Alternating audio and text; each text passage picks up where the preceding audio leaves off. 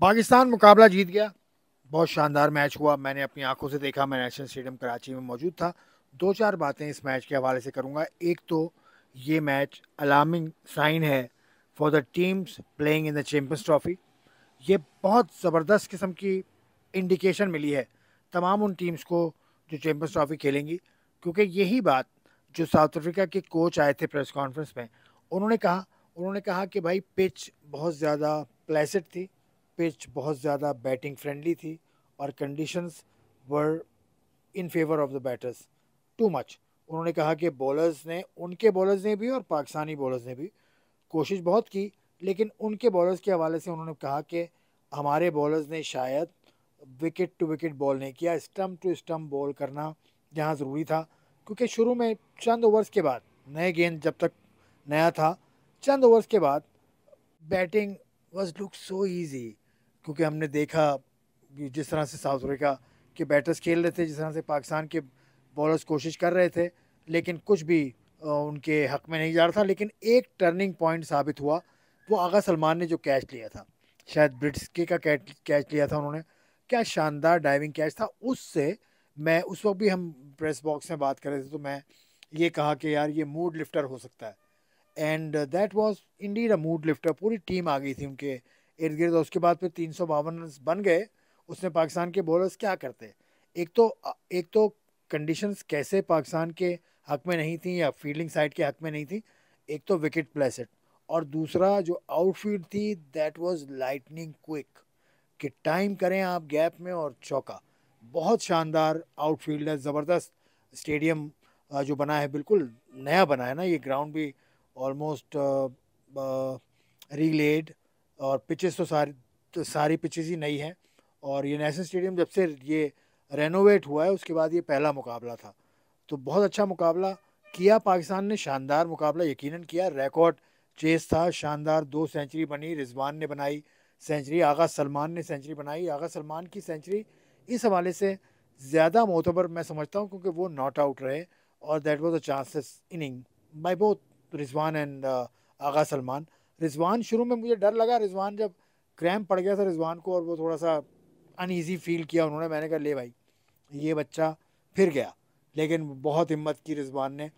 और एक चीज़ जो पाकिस्तान के खिलाड़ियों को समझने की ज़रूरत है, और समझ आ गई होगी, दीगर टीम्स को भी समझना है ये, कि फ़िटनेस का मैार आपका टॉप क्लास होना ज़रूरी हो गया है चैम्पियंस ट्रॉफी में। क्योंकि 330, 340, 350 ये मुझे लग रहा है कि ये नॉर्मली होगा अब, क्योंकि टीम्स इसमें बड़ी हैं और टीम्स बड़ा चैम्पियंस ट्रॉफी बड़ा इवेंट है, तो उसमें ऐसे ही होगा। पाकिस्तान की पिचेस पे तो मुझे लगता है ऐसे ही होगा। बाकी दुबई की पिच का अल्लाह जाने। लेकिन पाकिस्तान ने नर्व्स अपने नहीं तोड़े, और पाकिस्तान ने रिकॉर्ड चेस किया। शानदार परफॉर्मेंस रही, ज़बरदस्त परफॉर्मेंस रही। लेकिन ये परफॉर्मेंस अब पीछे चली गई। अब फाइनल आएगा इसका, और वो न्यूजीलैंड के साथ पाकिस्तान खेलेगा। पहला मुकाबला हार चुका है, तो पाकिस्तान को थोड़ा सा बूस्ट तो मिला है इस जीत के साथ। अब ये है कि अपने आप को हाइड्रेट करें, थोड़ा सा रेस्ट वेस्ट करें और अपने आप को फिट रखें, क्योंकि यहाँ पर फिटनेस आपको चाहिए भाई, टॉप क्लास। और साउथ अफ्रीका के हवाले से ये बात कि उन्होंने इस इवेंट से क्या सीखा। उन्होंने एक तो प्रिपरेशन तो की, लेकिन उन्होंने अपने मेन प्लेयर्स को अभी तक हिस्सा नहीं बनाया। जो चैंपियंस ट्रॉफी का स्क्वाड है उसके लड़के इसमें नहीं, ज़्यादातर लड़के उसमें नहीं हैं। उसकी वजह उनके यहाँ डोमेस्टिक इवेंट भी था, तो उनके लड़के लेट भी पहुँचे। आज क्लासन खेले, वो परसों रात को ही पहुँचे हैं।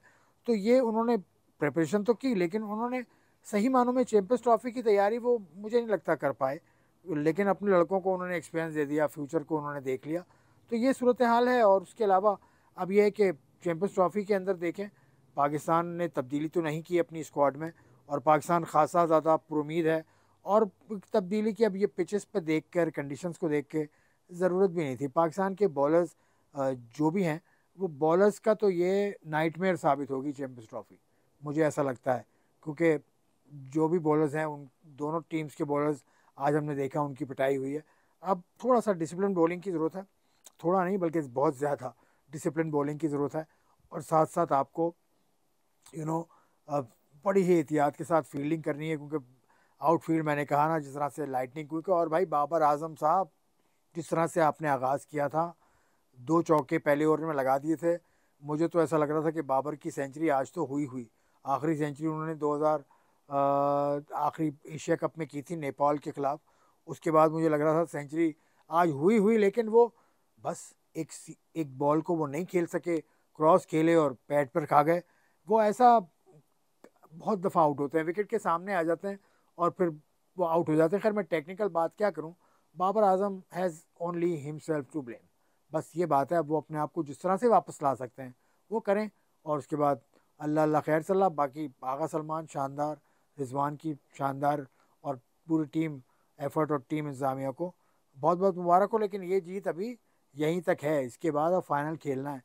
फाइनल तक अपना मोराल आप हाई रखें, कुछ भी करें, लेकिन अपने आप को फिट आपने रखना है। ये इन पिचेस की, इन कंडीशंस की सबसे बड़ी डिमांड है।